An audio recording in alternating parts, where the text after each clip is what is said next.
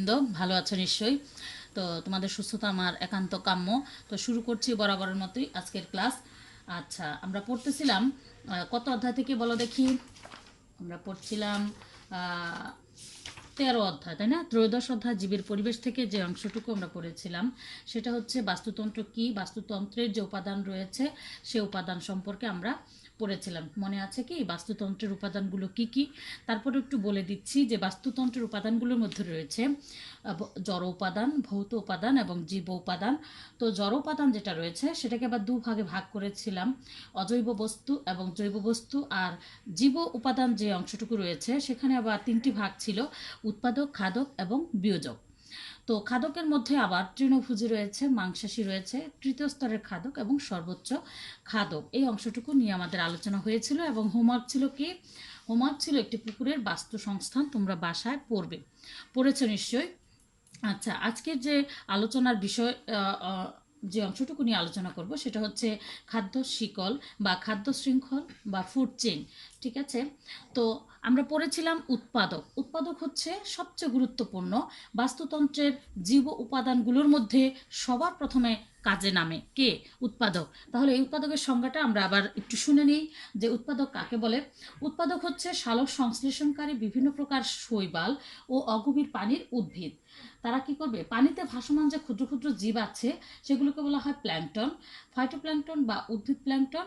সবুজ জলজ শৈবাল ও অন্যান্য জলজ উদ্ভিদ সালোক সংশ্লেষণ প্রক্রিয়ায় খাদ্য তৈরি করে, তাই এদেরকে উৎপাদক বলা হয়। তোমাদের জ্ঞানমূলক একটা প্রশ্ন হতেই পারে যে উৎপাদক কি? জেনে নিলাম আমরা উৎপাদকের সংজ্ঞা। তো এখন আমরা আলোচনায় যাব খাদ্য শিকল বা খাদ্য শৃঙ্খলটা কি। দেখো, উৎপাদক হিসেবে সবুজ উদ্ভিদ যে কোনো বাস্তুতন্ত্রের জীব উপাদানগুলোর মধ্যে সবার প্রথমে কাজে নামে। তারা খাদ্য যদি তৈরি না করে তাহলে কি হবে? দেখো, তৃণভোজী প্রাণী এবং মাংসাশী প্রাণী যারা আছে তারা কিন্তু খাদ্য সংকটে পড়বে এবং মৃত্যুমুখে পতিত হবে। যখন খাদ্যশক্তি উৎপাদক থেকে শুরু করে বিভিন্ন স্তরের খাদকদের মধ্যে প্রবাহিত হয় তখন সেই প্রবাহকে একসাথে বলা হয় খাদ্য শিকল বা খাদ্য শৃঙ্খল। তাহলে সংজ্ঞাটা আমরা নেব এখান থেকে যে খাদ্য শিকল বা খাদ্য শৃঙ্খল কি। যখন খাদ্যশক্তি উৎপাদক থেকে শুরু করে বিভিন্ন স্তরের খাদকদের মধ্যে প্রবাহিত হয় তখন সেই প্রবাহকে একসাথে খাদ্য শিকল বা খাদ্য শৃঙ্খল বলা হয়। ঠিক আছে? আচ্ছা, এবার উদাহরণের মাধ্যমে আমরা ক্লিয়ার হব যে কিভাবে উৎপাদক কোন শ্রেণী, তারপরে তাকে কে খাচ্ছে, তারপরে তাকে কে, এভাবে সর্বোচ্চ খাদক পর্যন্ত আমরা যাব। তো দেখি কি আছে। মাঠের সবুজ ঘাস হচ্ছে উৎপাদক। আর ঘাস ফড়িং সে ঘাসের অংশবিশেষ খেয়ে কি করে? জীবন বাঁচায়। ব্যাঙ ওই ঘাস ফড়িংকে খাদ্য হিসেবে গ্রহণ করে আর সাপ সেই ব্যাঙকে আস্ত গিলে খায়। যদি মনে করা হয় যে সাপটি আকারে ছোট এবং আশেপাশে বেশ বড় একটা গুইসাপ আছে তাহলে কি কি হবে বলো তো ঘটনাটা? তাহলে সুযোগ পেলে ওই গুইসাপ আবার সাপটিকে গিলে খাবে। সেই ক্ষেত্রে খাদ্য শিকলটি নিজের মতো করে লেখা যাবে কীরকম? যে ঘাস প্রথমে, তারপরে হচ্ছে ফড়িং, এরা হচ্ছে প্রথম শ্রেণীর খাদক, ব্যাঙ দ্বিতীয় স্তরের খাদক, তারপরে সাপ এটা হচ্ছে তৃতীয় স্তরের খাদক এবং গুইসাপ যে রয়েছে তা হচ্ছে সর্বোচ্চ স্তরের খাদক। ঠিক আছে? বিভিন্ন ধরনের বাস্তুতন্ত্রে খাদ্য শিকল বিভিন্ন ধরনের হতে পারে। জলজ একরকম, স্থলজ আরেক রকম হবে, তাই না? যেমন শিকারজীবী খাদ্য শিকল, পরজীবী খাদ্য শিকল এবং মৃতজীবী খাদ্য শিকল।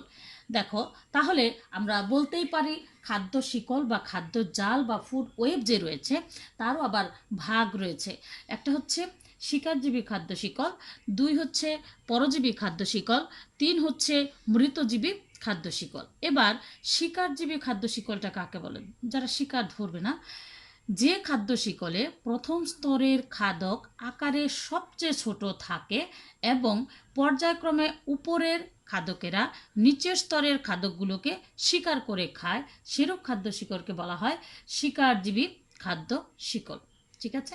উপরে বর্ণিত খাদ্য শিকলটি একটি শিকারজীবী খাদ্য শিকল। আমরা একটু আগে পড়েছিলাম যে কি ছিল? ঘাস। প্রথম ঘাসকে কে খায়? ফড়িং। ফড়িংকে খাচ্ছে ব্যাঙ, ব্যাঙকে খাচ্ছে সাপ, তারপর সাপকে খাচ্ছে গুইসাপ। তাহলে এটা কি হলো? শিকারজীবী খাদ্য শিকলের একটি উদাহরণ। 2 নম্বরটা আছে পরজীবী খাদ্য শিকল বা প্যারাসাইটিক ফুড চেইন যেটাকে বলে। দেখো, এটা আবার কি? পরজীবী উদ্ভিদ ও প্রাণী অধিকাংশ ক্ষেত্রে নিজেদের চেয়ে বড় আকারের পোষক দেহ থেকে খাদ্য গ্রহণ করে, আর কোনো কোনো ক্ষেত্রে একটি পরজীবীর উপর আরেক ধরনের ক্ষুদ্রতর পরজীবী তার খাদ্যের জন্য নির্ভরশীল হয়।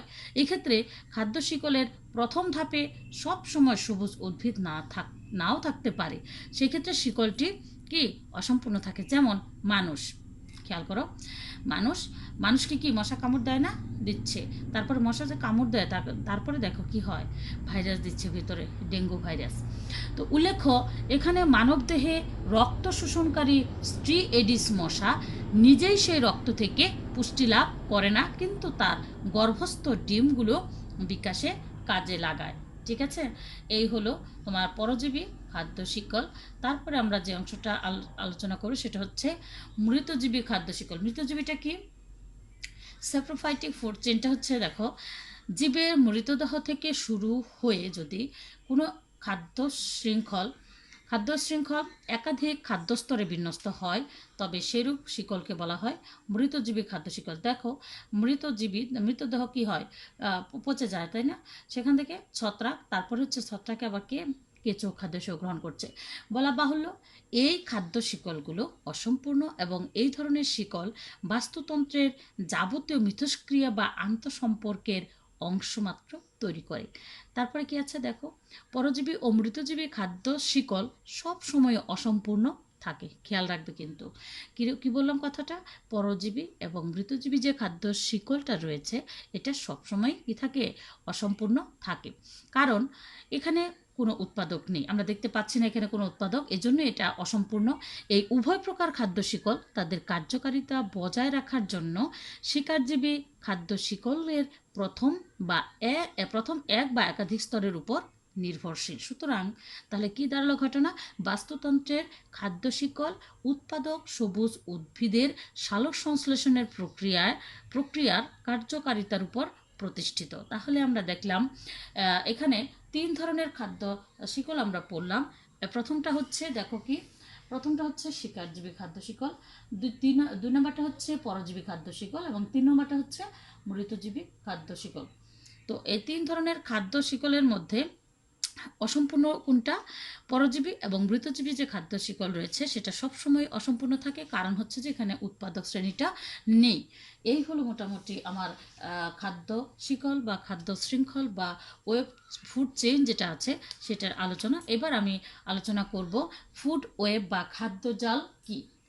আমরা ছোট্ট সংজ্ঞা এখান থেকে নেব। খাদ্য জাল, তোমরা জাল দেখেছো কখনো? মাছ ধরার জালটা খেয়াল করো, দেখো, মনে করো, চিন্তা করো, নেট ব্যাগগুলো কীরকম একটা সঙ্গে সংযুক্ত থাকে, তাই না? তাহলে জালের ক্ষেত্রে কিন্তু এই ধরনের ঘটনায় আসবে যে অধিকাংশ ক্ষেত্রে কি দেখা যাবে, যে বাস্তুতন্ত্রের খাদ্য শিকলের একই খাদক বিভিন্ন স্তরে স্থান পেতে পারে। ঠিক আছে, এভাবে বেশ কয়েকটি খাদ্য শিকল একত্রিত হয়ে একটি জালের মতো গঠন তৈরি করে, একেই বলা হয় খাদ্য জাল। তাহলে সংজ্ঞাটা কি হলো, যে বাস্তুতন্ত্রের যে খাদ্য শিকলে একই খাদক বিভিন্ন স্তরে কীরকম, এটা আমরা ছোট্ট একটা চিত্রের মাধ্যমে আমরা দেখব। আমাদের বইয়েতে দেওয়া আছে, যে একটু খেয়াল করো, এখানে আমরা একটা চিত্র দেখতে পাচ্ছি। এইটা হচ্ছে শৈবাল, তাই না? শৈবালকে কে খাচ্ছে? এখানে ছোট্ট জু প্ল্যাঙ্কটন, মানে প্রাণী আর কি, হ্যাঁ, ক্ষুদ্র প্রাণী যেটা শৈবালকে খাদ্য হিসেবে গ্রহণ করছে। আর এই জু প্ল্যাঙ্কটন, দেখো, জু প্ল্যাঙ্কটনকে আবার মাছ খাদ্য হিসেবে গ্রহণ করছে। মাছকে কে খাদ্য হিসেবে গ্রহণ করছে? বাজ পাখি, তাই না? তো এটা যদি আবার এরকম হয়, খেয়াল করো, ব্যাপারটা হচ্ছে যে শৈবালকে ছোট মাছ খাচ্ছে, ছোট মাছকে আবার সরাসরি বাজ পাখি খাচ্ছে। তার মানে কি, এই ছোট মাছকে আবার বড় মাছও খাদ্য হিসেবে গ্রহণ করছে। তাই সংজ্ঞাটা ঠিক এরকম, যে অধিকাংশ ক্ষেত্রে দেখা যায় বাস্তুতন্ত্রের খাদ্য শিকলে একই খাদক বিভিন্ন স্তরে স্থান পেতে পারে। এভাবে বেশ কয়েকটি খাদ্য শিকল একত্রিত হয়ে যখন জালের মতো গঠন তৈরি করবে, তখন তাকে বলা হয় খাদ্য জাল বা ফুড ওয়েব। ঠিক আছে, তো আমরা এবার সংজ্ঞাটা জেনে নিলাম। এই খাদ্য জাল যেটা, সেটা জলজ হতে পারে এবং স্থলজ উভয় পরিবেশের জন্য এই ঘটনা সত্য। পুকুরের বাস্তুতন্ত্রের নিচের উদাহরণটা থেকে আমরা কি স্পষ্টতর ধারণা নিলাম। এবার দেখো, উৎপাদক শৈবাল জুপ্ল্যাঙ্কটন এবং ছোট মাছকে সরাসরি খাদ্য সরবরাহ করছে। কে? উৎপাদক শৈবাল, জুপ্ল্যাঙ্কটন এবং ছোট মাছকে সরাসরি খাদ্য সরবরাহ করছে। জুপ্ল্যাঙ্কটনকে খাদ্য হিসেবে গ্রহণ করে ছোট এবং বড় মাছ উভয় খাচ্ছে। বড় মাছ আবার ছোট মাছকে খায়। বাজ পাখি ছোট মাছ এবং বড় মাছ একই প্রজাতির একটু ছোট সদস্যদেরকে সহজেই খেতে পারে। এখানে 5টি বিভিন্ন স্তরে বেশ কয়েকটি খাদ্য শিকল তৈরি করে। ঠিক আছে, আমরা তো কয়টি দেখতে পাচ্ছি, 1 2 3 4 5 এরকম, তাই না? তো দেখলাম এভাবে যে খাদ্য জাল তৈরি হয়েছে, বিভিন্ন বাস্তুতন্ত্রে এর চেয়ে জটিল খাদ্য জাল তৈরি হতে পারে। ঠিক আছে, তো আমরা এবার দেখব যে উপরের খাদ্য জালে মোট 5টি খাদ্য শিকল যে পাওয়া গেল সেটা কি কি, ছোট্ট করে আমরা একটু জেনে নেব এখন। দেখো, প্রথমে 1 নম্বরে আছে যে শৈবালকে ছোট মাছ খাচ্ছে, আবার ছোট মাছকে বাজ পাখি খাদ্য হিসেবে গ্রহণ করছে। আবার খেয়াল করো যে শৈবালকে জুপ্ল্যাঙ্কটন খাচ্ছে, জুপ্ল্যাঙ্কটনকে বড় মাছ খাচ্ছে, আবার বড় মাছকে কী খাচ্ছে, বাজ পাখি খাদ্য হিসেবে গ্রহণ করছে। 2 নম্বরটা গেল। এবার 3 নম্বরে কি আছে, শৈবাল, ছোট মাছ, বড় মাছ, বাজ পাখি। তারপরে আবার দেখো, শৈবাল, জুপ্ল্যাঙ্কটন, ছোট মাছ, বড় মাছ, বাজ পাখি। শৈবাল, শেষ যে নাম্বারটা আছে, জুপ্ল্যাঙ্কটন, ছোট মাছ, বাজ পাখি। এই হলো মোটামুটি আমাদের খাদ্য জাল। দেখো, ছোট্ট একটা ইসের মধ্যে জালের মতো বিস্তার করে আছে, এজন্য এটাকে বলা হয়েছে খাদ্য জাল। এবার বনভূমির বাস্তুতন্ত্রে খাদ্য জাল কীরকম হতে পারে সেটা একটু আমরা দেখব চিত্রে। দেখো, খেয়াল করো যে বনভূমিতে খাদ্য জালটা কীরকম হয়, চিত্রের মাধ্যমে আমরা এটা খেয়াল করব। এখানে উৎপাদক কোনটা বলো দেখি, অবশ্যই সবুজ উদ্ভিদ। এই সবুজ উদ্ভিদকে কে খাদ্য হিসেবে গ্রহণ করছে, খরগোশ। খরগোশকে আবার মানুষ খাদ্য হিসেবে গ্রহণ করছে, মানুষ। দেখো এখানে তারপরে আবার নিচের দিকে খেয়াল করো যে সবুজ উদ্ভিদকে হরিণ খাদ্য হিসেবে গ্রহণ করছে, এই হরিণকে কিন্তু আবার মানুষ খাদ্য হিসেবে গ্রহণ করছে, এটা একটা হলো। আবার হরিণকে বাঘ খাদ্য হিসেবে গ্রহণ করছে। তারপরে খেয়াল করো এখানে দেখো সবুজ উদ্ভিদ, হ্যাঁ, এখানে ছোট একটা পোকা আমাকে দেখা যাচ্ছে, এরা সবুজ উদ্ভিদকে খাচ্ছে।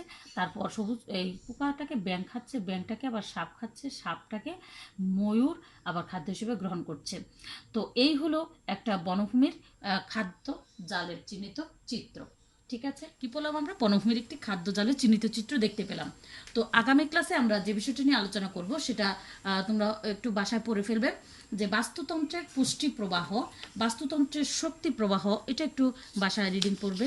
হ্যাঁ, আর হচ্ছে যে ট্রফিক লেভেলের মধ্যে শক্তির যে সম্পর্ক রয়েছে, শক্তির পিরামিড কাকে বলে, আর খাদ্য শিকল সীমিত রাখতে শক্তি পিরামিডের যে প্রভাব রয়েছে সেই অংশটুকু তোমরা বাসায় পড়ে ফেলবে সুন্দর করে। ঠিক আছে, আর এখানে যে ছোট ছোট সংজ্ঞাগুলো আমরা পেলাম, একটি পুকুরের বাস্তু সংস্থান বর্ণনা করো, এটা তো অবশ্যই পড়বে।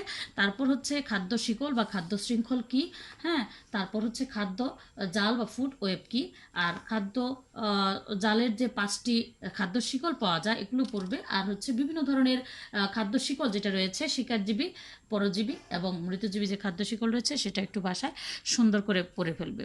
তো আগামী ক্লাস দেখার আমন্ত্রণ জানিয়ে এখানেই শেষ করছি। ভালো থাকবে সবাই। ঠিক আছে, থ্যাংক ইউ অল।